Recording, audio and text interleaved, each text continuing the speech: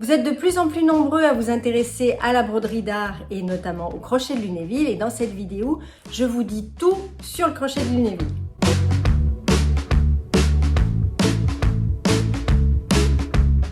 Bonjour à toutes et à tous, je suis Marie-Hélène Héral, artiste brodeuse, créatrice de la marque Studio Héral et de son école de broderie d'art du même nom.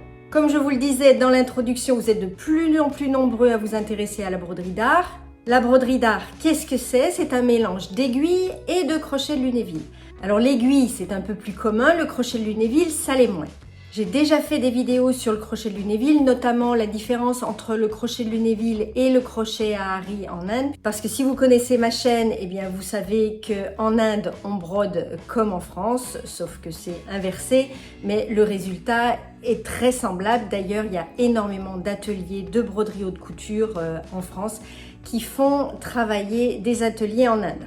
Je vous mets une des vidéos là juste au-dessus. En attendant, si vous n'êtes pas encore abonné à cette chaîne, pensez à le faire. Il suffit de cliquer juste en dessous et d'activer la petite cloche pour recevoir les notifications des vidéos à venir. Alors on va aller sur le métier avec mes crochets de Lunéville pour que je vous explique exactement de quoi il s'agit. Alors voilà mes crochets de Lunéville dans leur étui. Moi j'aime bien utiliser cet étui. C'est un étui à pinceau de calligraphie chinoise. Donc vous voyez, je le replie et puis après je peux les ranger. J'aime énormément cet étui. Je peux l'emmener partout. Ça fait comme une trousse et puis c'est léger. Voilà, c'est pas rigide. Vous pouvez très bien ranger après vos crochets dans une boîte. C'est tout à fait possible. Vous faites comme vous le souhaitez. Je vais essayer de répondre à vos questions. Donc, première question, comment se présente un crochet? Un crochet, il a un manche, généralement en bois. Alors, vous trouvez des manches en plastique, vous en trouvez en métal. Bon, c'est pas... Moi, je préfère les manches en bois, c'est plus agréable. Mais si vous trouvez d'autres crochets et que vous êtes à l'aise avec, pourquoi pas. Mais normalement, le manche est en bois. Vous avez ici un mandrin avec une vis. Alors il existe deux sortes de vis, vous voyez cette petite vis là comme ceci, ou alors vous avez également ce qu'on appelle une vis violon là qui est plate, mais franchement les deux conviennent parfaitement, hein, que ce soit vis violon ou une vis ici à molette, c'est exactement la même chose. Alors je vous disais un manche, un mandrin avec une vis et l'aiguille. Donc ici, vous avez la pointe ou l'aiguille avec un hameçon qui forme le crochet.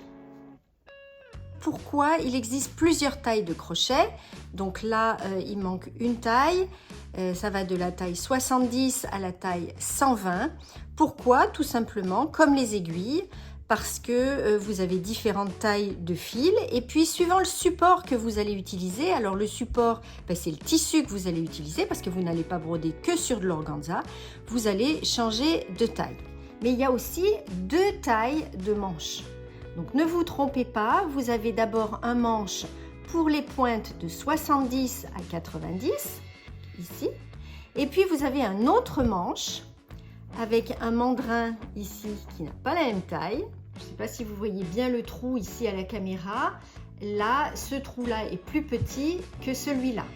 Pourquoi? Parce que l'aiguille est tout simplement plus grosse, le diamètre est plus gros, il faut retenir ici. Si vous prenez un mandrin qui est gros, comme on trouve très souvent maintenant sur Internet, sur des sites étrangers, vous allez avoir un gros trou ici, une petite aiguille et votre aiguille va sortir régulièrement. Non, une fois que vous avez votre aiguille à l'intérieur de votre mandrin, elle ne doit plus bouger. La vis va retenir cette aiguille, elle ne bouge plus.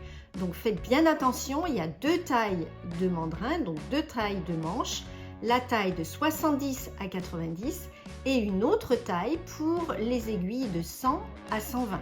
Après, vous avez des couleurs de bois différentes parce que ce sont des essences de bois différentes. À vous de voir ce que vous voulez.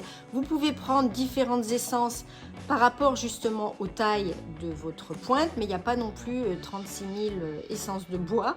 Donc, moi, je dirais de noter quand même sur votre crochet, sur votre manche, vous pouvez noter la taille. Vous voyez ici, je ne sais pas si on voit, j'avais noté 90. Donc moi je note ici, vous pouvez mettre des codes couleurs aussi, mettre un petit peu de vernis à ongles au bout et vous faire comme ça, un rouge par exemple le 80, le vert c'est le 70, puis après le 90, etc. Voilà, vous pouvez faire de cette façon pour reconnaître la taille de vos crochets. Sinon, à chaque fois, il va falloir comparer les tailles les unes par rapport aux autres, laquelle est la plus petite, laquelle est la plus grosse. Sachez quand même que quand vous débutez, c'est la taille 80 qu'il vous faut. Alors, vous pouvez acheter des crochets comme ça, des manches tout simples. Vous en trouverez dans différents magasins. Il y en a chez Broderie Plaisir, il y en a chez Écolène également. Donc vous pouvez acheter des manches tout simples et puis vous avez des menuisiers, des ébénistes, des tourneurs sur bois qui font également d'autres crochets beaucoup plus jolis. Alors ils sont plus chers bien entendu, ça peut être un joli cadeau de Noël, Noël approche. Donc je vous donne 2 adresses, vous avez la Triflerie qui est dans le Jura. Vous le trouvez sur Facebook et à Toit et Bois dans le Jura. Je n'ai aucun partenariat avec ces personnes, c'est vraiment pour vous aider. Donc vous pouvez le contacter et vous verrez qu'il a de très jolies manches tournées. Vous avez également Gilles Masson que vous trouvez sur Instagram. Il a d'autres manches. Alors lui, ses manches sont plus fins. Ils sont très jolis également. Donc voyez, vous, quand vous écriviez ou que vous écrivez au stylo plume, qu'est-ce que vous aimez comme genre de manche? Est-ce que vous aimez les manches fins ou est-ce que vous aimez les manches plus épais? Si vous aimez les manches épais, il faudra plutôt prendre chez Toit et Bois dans le Jura, donc à la Triflerie. Et si vous aimez les manches fins, vous vous adressez plutôt à Gilles Masson. Et puis sinon, ça c'est le crochet standard. Moi je sais que j'aime beaucoup travailler avec ce crochet. Et puis généralement quand on a au début un crochet, on aime bien le garder. Donc après c'est vraiment à vous de voir ce que vous préférez esthétiquement parlant et puis comme vous allez le tenir. Puisque c'est un petit peu comme un stylo plume. Voilà pour les questions sur le manche. Quand vous achetez votre crochet de Lunéville, donc vous devez sélectionner un manche et vous devez sélectionner une taille d'aiguille. Donc ça ne se vend pas ensemble, c'est pas complet. Vous devez voir quelle pointe vous allez acheter. Donc là, vous achetez une taille 80, ça coûte aux alentours de 3 €, je dirais. Et un manche, c'est un petit peu moins de 20 €, il y en a moins de 15 €, ça dépend. Et puis, pour les jolies manches, bien sûr, ça va au-delà. Pourquoi il y a cette vis? Parce que vous vous doutez que cette vis, elle va retenir l'aiguille dans le mandrin, donc elle va tenir cette aiguille pour pas qu'elle bouge. Encore une fois, si ça bouge, si votre aiguille sort, c'est que votre mandrin n'est pas adapté à l'aiguille, c'est que vous avez peut-être acheté un crochet de Lunéville de mauvaise qualité. Donc toujours faire attention, acheter des outils de bonne qualité. Mettez-y quelques euros de plus, c'est pas grave, mais vraiment achetez des outils de bonne qualité. Vous êtes de toute façon sur une activité qui va nécessiter quand même de dépenser un petit peu d'argent. Les fournitures, elles ne sont pas bon marché. Donc si vous vous lancez dans la broderie d'art, il faut quand même avoir un petit peu de moyens. Même si vous pouvez effectivement broder avec des perles bas de gamme, avec des matières plus bas de gamme. Vous pouvez faire plein de choses évidemment. Mais les outils, moi je dis toujours, un bon outil, c'est important. Donc équipez-vous de bons outils. Donc cette vis, comme je le disais, elle retient l'aiguille dans le mandrin. C'est sa première fonction. Deuxième fonction, contrairement au crochet indien, elle va vous indiquer le sens de la direction.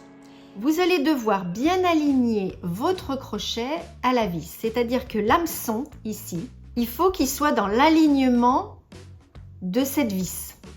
Ça, c'est très important. Si votre hameçon n'est pas dans l'alignement de la vis, vous aurez beaucoup de mal à sortir votre crochet du tissu. Donc c'est l'une des raisons pour laquelle certaines personnes n'arrivent pas à sortir le crochet du tissu. Il y en a d'autres, j'en parle dans la formation Apprendre à broder au crochet de Lunéville.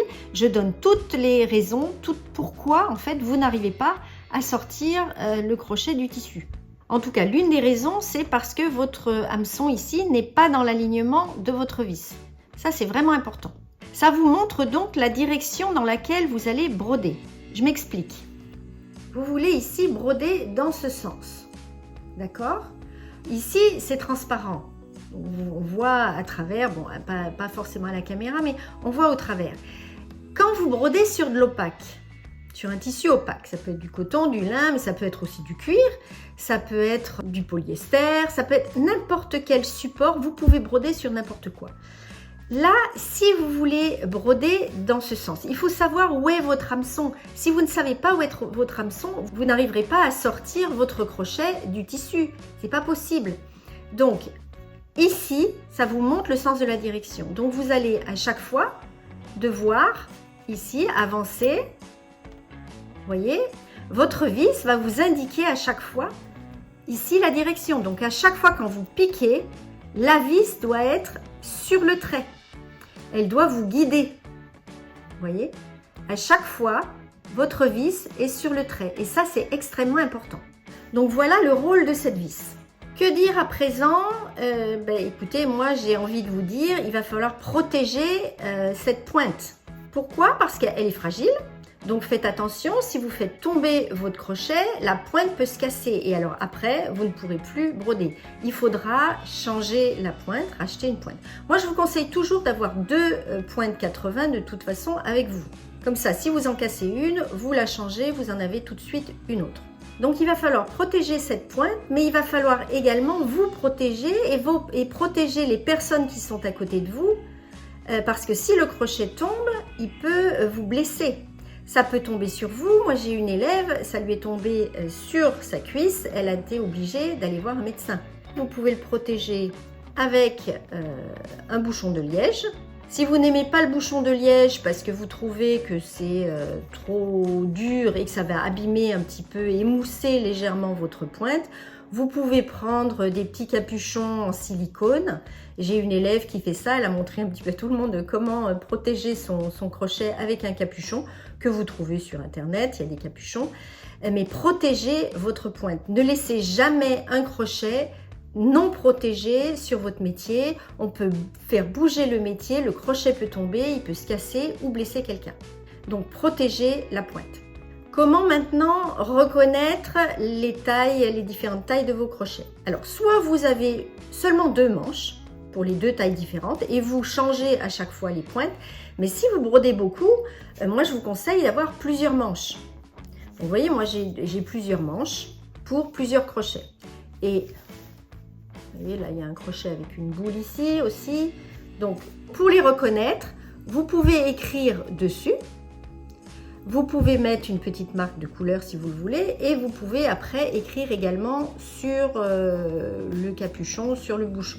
Maintenant, la longueur de votre pointe. Cette longueur, elle est également importante. Si elle est trop longue, vous aurez beaucoup de mal à broder. Alors, je sais qu'en Inde, on a une taille très longue parce que justement, on met les perles et les paillettes sur cette pointe. En France, c'est pas le cas. On se sert du crochet simplement pour aller chercher un fil. Donc, inutile de le laisser long, c'est beaucoup plus difficile. La taille idéale, c'est 1,3 cm. Donc, il va falloir adapter la taille de votre aiguille à votre manche. Donc, suivant le membrin que vous avez, il est plus ou moins profond et il va falloir après adapter la taille. Je montre dans la formation Apprendre à broder au crochet d'Univille comment faire pour la rétrécir, pour qu'elle s'adapte à votre crochet. Si vous achetez chez Broderie Plaisir, vous achetez leur manche et leur aiguille, elle est déjà cassée. Donc vous avez la bonne taille. Vous n'avez pas à vous poser de questions, vous êtes à 1,3 cm, tout va bien. Une autre question qui revient régulièrement, à quoi sert le crochet 70? Alors ce crochet 70, vous pouvez l'utiliser avec des fils fins comme le crochet 80, c'est la même chose, mais il va servir également pour les tissus qui sont plus fragiles, pour également les tissus qui sont très épais. Un tissu très épais ou alors un cuir par exemple, si vous voulez broder sur du cuir, bon un cuir fin bien entendu, un agneau, il va vous falloir un crochet 70 parce que le crochet il va faire un trou, vous voyez. Si le tissu ou le support est très épais, si vous essayez avec un crochet très gros, ça va être très difficile de faire un trou, il va falloir appuyer très fort.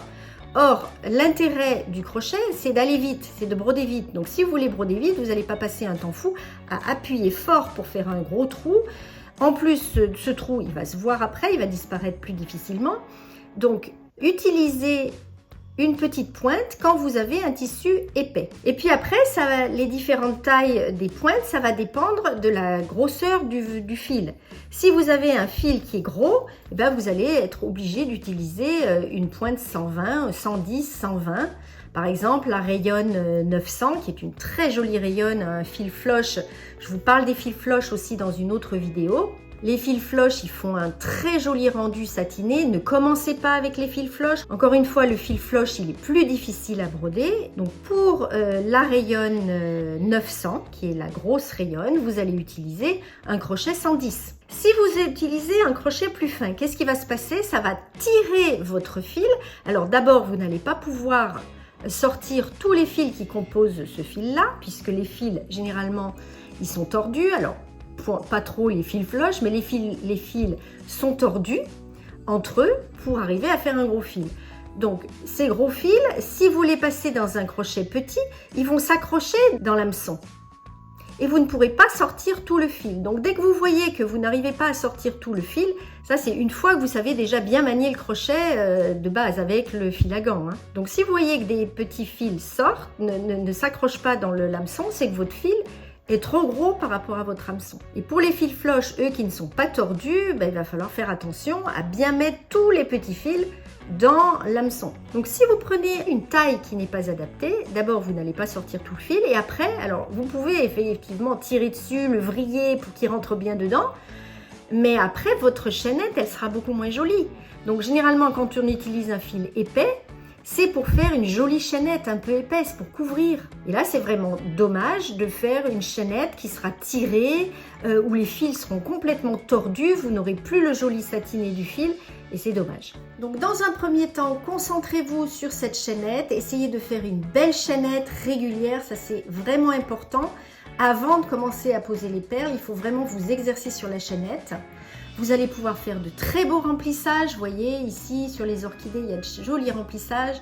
Vous allez pouvoir faire plein de choses fines comme ceci, rien qu'avec la chaînette. Et quand vous maîtriserez la chaînette, après vous pourrez passer à la pose de perles, de tubes, de paillettes. Il y a énormément de matière à travailler et c'est vraiment très agréable. Mais déjà, concentrez-vous sur cette chaînette. Apprenez à broder cette chaînette, que vous n'ayez plus aucun problème pour sortir votre crochet et puis vous passerez à la suite. Voilà, et pour le rangement, j'en ai déjà parlé, vous pouvez avoir des étuis, vous pouvez avoir une petite trousse, ça peut être une boîte également, une boîte métallique dans laquelle vous mettez comme ça vos crochets. C'est vraiment selon vos préférences. Voilà, donc un bon outil, c'est vraiment important, j'insiste. Utilisez de bons outils, mettez-y le prix et puis après lancez-vous. Ce n'est pas plus difficile qu'autre chose et c'est beaucoup plus facile quand on vous guide étape par étape. Alors moi je suis enseignante de formation donc j'aime bien décortiquer tout et faire étape par étape, aller de A à Z. On va pas donner un exercice de mathématiques de terminale à un élève de 6e, c'est ce que j'ai l'habitude de dire et souvent je vois que ça va dans tous les sens. Moi, j'aime bien commencer au point A et arriver à Z, mais pas commencer par E et puis aller à B et puis retourner à F. Bref, j'aime décortiquer le geste, j'aime savoir pourquoi on fait les choses. Le bon sens pour moi est primordial. Donc dans mes formations, je décortique les gestes et je commence par le plus facile et je vais au plus difficile. Et quand je dis le plus facile, c'est on commence vraiment à aborder ce crochet de Lunéville sans le fil. On essaye de voir comment il réagit, pourquoi, comment on va sortir ce crochet du tissu. Il y a des astuces pour vous aider. Je ne fais aucune rétention d'informations, je vous explique tout. Et avec ça, il n'y a aucune raison que vous n'y arriviez pas. Si vous avez des questions auxquelles je n'ai pas répondu dans cette vidéo, n'hésitez pas à les poser dans les commentaires. Je vous rappelle que j'ai une formation pour apprendre à manier ce crochet de Lunéville. C'est extrêmement important de savoir manier ce crochet avant de vous lancer dans des choses un peu plus compliquées. Vous trouverez le lien pour vous inscrire jusqu'en dessous de cette vidéo dans le descriptif. Et si vous avez des questions à propos de cette formation, écrivez-moi, je vous répondrai.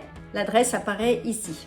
Dans cette formation, je vous donne toutes les astuces pour réussir et il y a tout un module également consacré aux erreurs que font la plupart des débutants et pourquoi ils n'arrivent pas à sortir le crochet du tissu, pourquoi ils perdent leur boucle. Donc une fois qu'on a répondu à toutes ces questions, mais après c'est facile de remédier à ces erreurs. 100% de mes élèves y arrivent, je vois pas pourquoi vous n'y arriveriez pas. Voilà le topo sur le crochet de Lunéville. Je vous donne rendez-vous dans une prochaine vidéo et jeudi prochain dans ma newsletter. À bientôt!